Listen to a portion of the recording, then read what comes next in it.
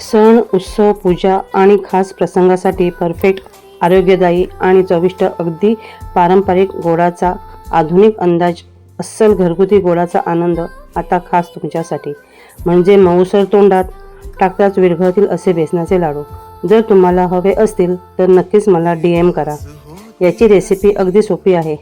कढईत तूप घेऊन त्यात बेसन चांगल्या प्रकारे सुगंध सुटेपर्यंत भाजून घ्यायचं. नंतर त्यात बारीक केलेली साखर, सुकामेवा, इलायची पूड आणि थोडा रवा असं सगळं एकत्र करून चांगल्या प्रकारे मिश्रण भाजून घ्यायचं. आणि मग काय, छान गोल गोल बेसनाचे लाडू तयार करायचे. तुम्ही हवा तसा आकार देऊ शकता बरं का. शेवटी महत्त्वाचं काय तर चव, आणि सजावटीसाठी पिस्ता देखील लावू शकता. आणि चव तर तुम्हाला 100% भेटणारच. टिप म्हणजे मऊसर बेसनाचे लाडू बनवायचे असतील तर बेसन नीट भाजणे आणि पुरेसे तूप वापरणे खूप महत्त्वाचे आहे. तुम्ही चणा डाळ भाजून त्याचे देखील पीठ करून लाडू बनवू शकता. मग काय, आवडले ना तुम्हाला हे लाडू?